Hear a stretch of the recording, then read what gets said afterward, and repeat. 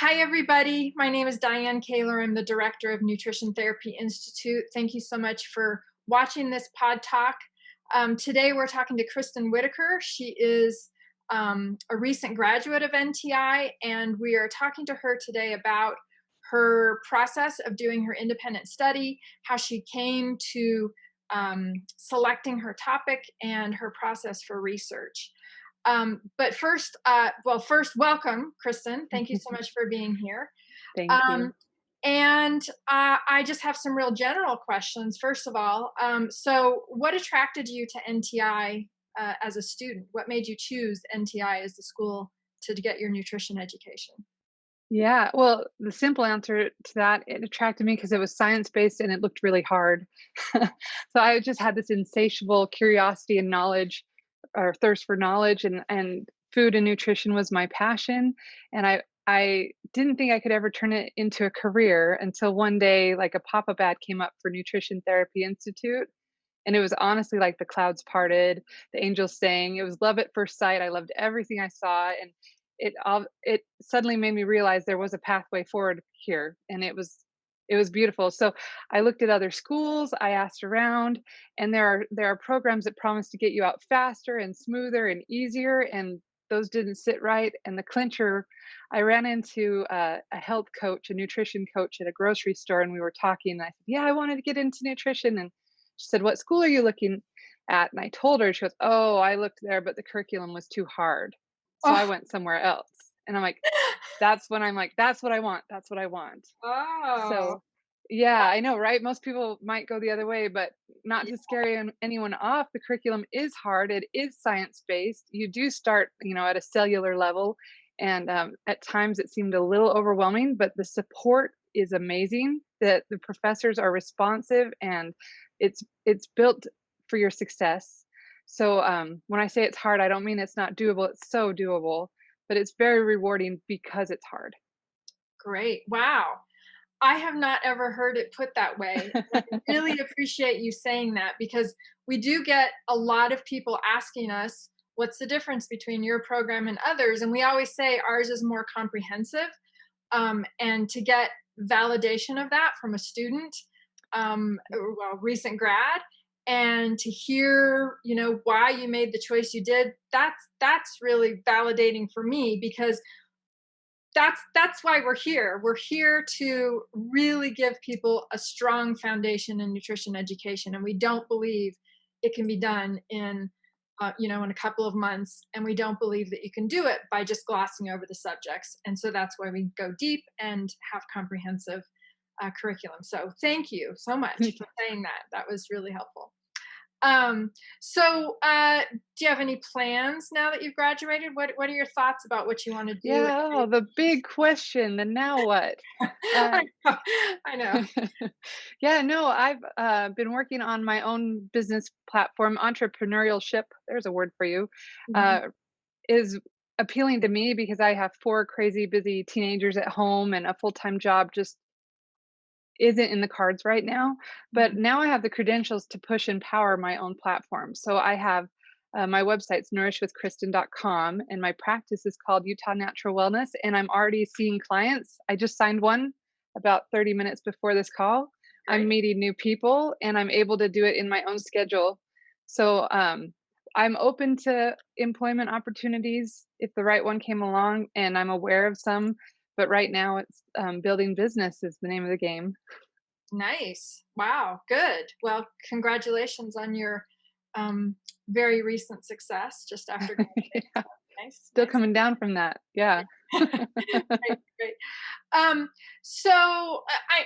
We just talked about how comprehensive the curriculum is, all the stuff that you learned, but is there anything that was particularly stuck out that was, a really important skill or subject topic that you learned about that helped you to instill confidence and competence in your ability to practice as a new graduate? Yes, that's an interesting question. So, I came to NTI thinking I'd find like the one true diet, and I'd go forth and share this magic information and fix everyone's problems. And I was very quickly relieved of that. mirage. So I found out there's not really one true diet. There's so many different ways to put a diet together, and it's very individualized, and it depends on so many variables. So I feel like NTI gave me sound general principles. You know, you always approach someone looking at gut health, looking how clean is their diet, getting rid of toxic loads, things like that. But it gave me the tools to tweak, like which threads to pull to follow to a root cause that might be causing the symptoms that they're having. So the tools I appreciate the most is that it empowered me to be like an investigator and to approach each person as a new case and to use these general tools, but then to zero in on what exactly is causing their problems. So Yeah, well, you're just right in alignment with everything I say. So we don't teach a cookie cutter approach. And so many students are like, okay, I want the rubric. I want the, if this, then this. And yes. we don't provide that because that's not reality and that's not how you practice nutrition with real people because everything has to be individualized. So I'm glad you recognized that and recognized it early in in the program. Um, Yes. and we're able to build upon that to help you recognize the techniques and strategies to build those individual plans for unique people. So nice. All right, good. So do you have any favorite go-to resources that you're willing to share, like websites that you really keep track of, podcasts, Yeah. particular online experts or books or something like that? So you can tell I like books, which, if you enroll in NTI, you'll have a library like this of your own. So I have kept all my books from school and I use them constantly as resources and some more than others. Some of them, they're falling apart because I use them so much. I'll show you one right now that I really loved from one of the first classes. It was Encyclopedia of Natural Medicine. I use this book every week at least to look Yeah, up a problem someone's having. So I really love my books, but I also websites. I love anything by Sarah Ballantyne, Paleo Mom. She's amazing for AIP and let's see, Weston A. Price and Nourishing Traditions. mhm. And then I listen to lots of podcasts. I love Mark Hyman's Doctor's Pharmacy, Yeah, um, Rob Wolf's Healthy Rebellion Radio. When I need a new podcast, I'll go into the NTI forum. I love the NTI group that you've created, and I'll search for podcasts people are listening to, and I always find amazing things. So, great. yeah. Nice. All right, good. Those are really good resources. Okay, well, so I want to get to the main topic that I wanted to talk to you about. So, just for a little bit of background for our listeners and our viewers, um, uh, doing a PodTalk interview with you was suggested to me based on the feedback that was coming from your independent study project. Um, it got a lot of really great reviews. Obviously from your instructor, but also from other people who were able to read it and take a look at it, and got a lot of really great reviews. And it prompted our admission staff to, you know, think about ways that we could provide. Um, if nothing else, emotional support for students who are nervous about doing their independent study. Um, but also, I want to for this to also be something for prospective students to recognize the quality and the caliber of work that our students do in their independent study project, which is the final sort of culmination of everything you do here at NTI. So, so that's really what I wanted to talk to you about. Um, and so, can you talk about, first of all, what was your topic? And then can you talk about the process that you used to select your topic? Kind of you know, I'm sure there were potentially several things that you're interested in doing, but what made you hone in on the one you did choose? Yeah, that's a really good question. I even like hesitate to announce my topic because it was pretty controversial, Yeah. and I thought perhaps I was taking a chance on this. My topic was the carnivore diet, Uh-huh. and let me. Some of my close study buddies are vegetarian, and I'm largely plant based myself. So it wasn't like this was an easy topic for me. I actually chose the independent study as a chance to push myself and learn some more. Mhm. Um, the reason I chose that is throughout, and this is a common story for students I've noticed throughout my time at NTI, I've been working to find answers to health problems for loved ones, and Mhm. specifically my kids and my husband that have autoimmune conditions. And I have done, boy, nutrition therapy in practice was a fun class because that was everything I read about. Let's try this. Let's try this. Right. We've been guinea pigging ourselves. And my husband has made leaps and bounds through my journey in school as I've learned more in his healing, but he hit a plateau even after a strict AIP diet, strict elimination. And I was starting to get a little desperate and looking around. I'd heard of the carnivore diet and I laughed it off as this crazy meathead fad diet for weightlifters. It looks insane and that's ridiculous. But then I heard it referred to as an extreme elimination diet, and that caught my attention. So I decided for my research and communications project to look at the carnivore as an elimination diet, just a very narrow application. And um, it's like I just cracked the surface of a topic and decided I needed to know more. And so I decided to take that for my whole independent research project and just really dive in and see, with the goal of, I mean, being open-minded, this using the tools I got from NTI, is this going to be debunked? Is this worthless? Is there something here? Is this for everybody or just some people? So with no expectations, I just dove in to see what I could learn about it. Great. Well, I love that you chose a subject that wasn't necessarily in line with your own, um, directly in line, let's say, with your own personal philosophies, and that you wanted to challenge yourself to learn more and get outside your comfort zone, because that's really how we learn best. And trying to evaluate the credibility of of the carnivore diet and looking at all the pros and cons. I think that's a great way to learn. So what were some of the biggest challenges that you found, and any lessons that you learned in the process of doing that research and challenging your own thought processes potentially? Yeah. So with regards to an independent study project, I think the biggest problem is selecting a topic that fits the scope of the project. So if you're too narrow in your scope, you'll run out of material really fast and you'll be frustrated. But if it's too broad, you'll just spin your wheels for a long time and be frustrated. And actually, carnivore promised to do that to me. There are so many sources and so many voices right now, and I was getting swallowed up in it all. So I had to sit and break it down and think, what do I want to know about carnivore?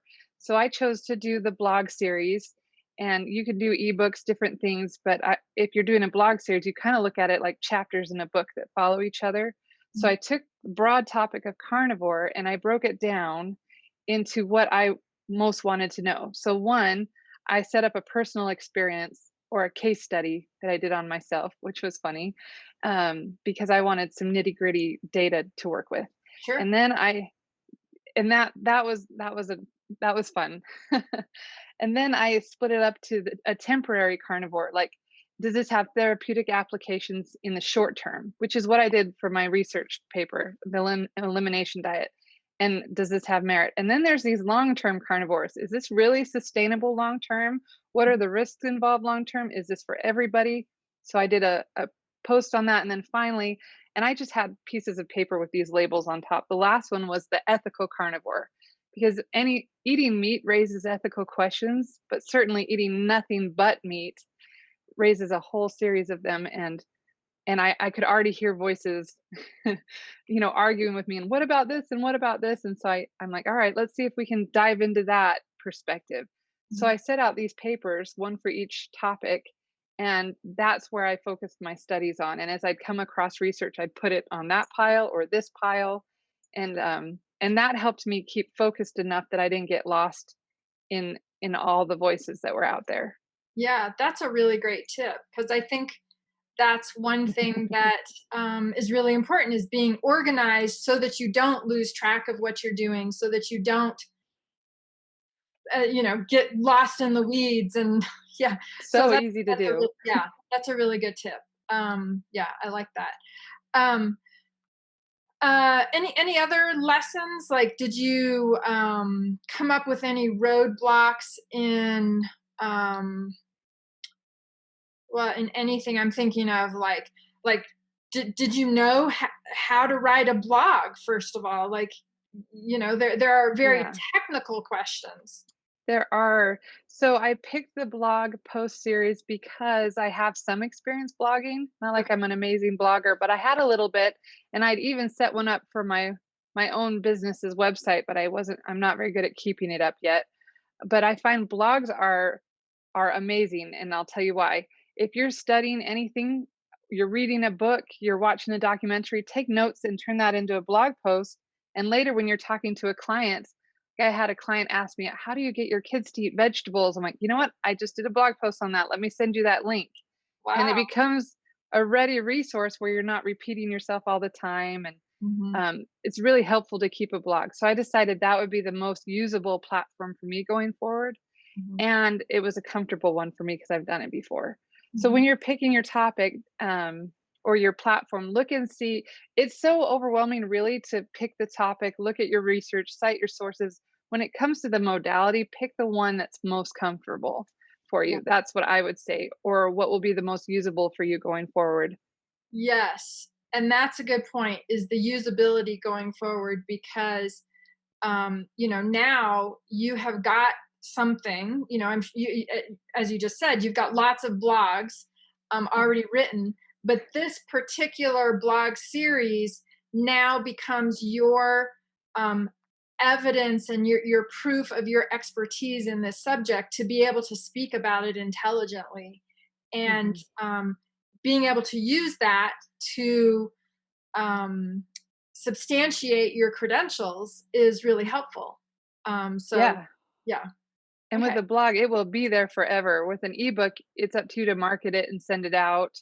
But a blog is there and searchable, and I prefer that platform. But now, having looked at other, um, one of my favorite things about NTI is some of my friends that I've made. Even though I'm a distance learner, I stay in contact with a bunch that we've worked together. We network on um, Zoom calls to bounce ideas, and seeing what they've created in other modalities have been so exciting. So mhm, the blog worked for me, but see what works for you. That's what I yeah, would say.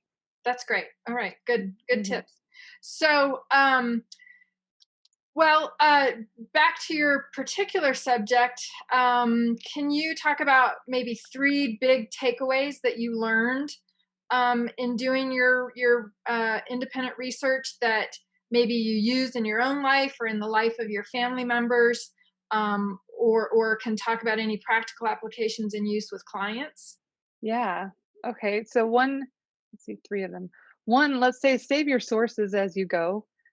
This is vital in your independent research. You might think I'll just dive in and read and get an idea, but later you won't know, where did I read that fact? I want to cite that. So as you go, if you're reading a book, cite the page number of something that was interesting. If it's an article, paste that in a separate document so you can go back and find it. And in my practice now, that's been invaluable because it's one thing to rattle off, 85% of your immune system's in your gut. And it's another to cite a professional or a source or an article to back that up. So wherever I can now, I'm trying to remember where I've heard things, where I found things, so I can send people back to that source. So be aware of your sources. Another one would be to question your biases. uh, with the carnivore diet, that was a huge one for me. And I could, even when I would talk to friends, see them flinch, like, "You're doing what? That's gross. Obviously you need to eat your vegetables." Well, do we? NTI, if it's taught me one thing, it's that you need to question everything because very few things are universal. So you have students who are vegan and vegetarian and paleo and carnivore and keto. They're all over the board, and yet they have this common goal for health. That tells you there's not one right answer. Mhm. So check your biases, or you could be missing. Like, I came to the conclusion that carnivore is a really, really valuable as an elimination diet, a powerful tool. I would have missed out on that if I just went, "Oh, that's gross, Mhm. just eating Yeah, meat."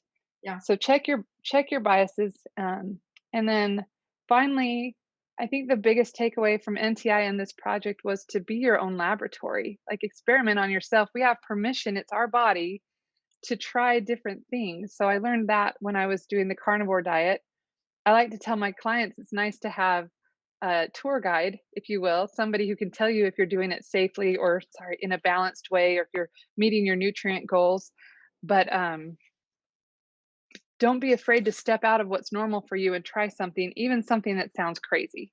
So I'm not advocating fad diets or crash diets, but I am advocating taking control of your health and trying new things and then measuring results and being meticulous with your observations to find out what serves you and what doesn't. Mhm. Those are great, really great tips. Um, Very well said. Uh, and um, I think this will be really be useful for students, for prospective students to see the caliber of students that we graduate. Um, for potential employers to see how smart you are and well spoken you are. This has been really great, and I greatly appreciate your time. Um, and I wish you the best in everything you do in the future, and keep us posted with things that are happening with you. So thank you so much. Thank you, Diane. Yeah. Have a great day. All right. It's so nice to meet you in person too.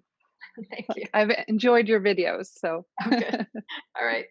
All right. Thanks so much. Bye. all right. Bye.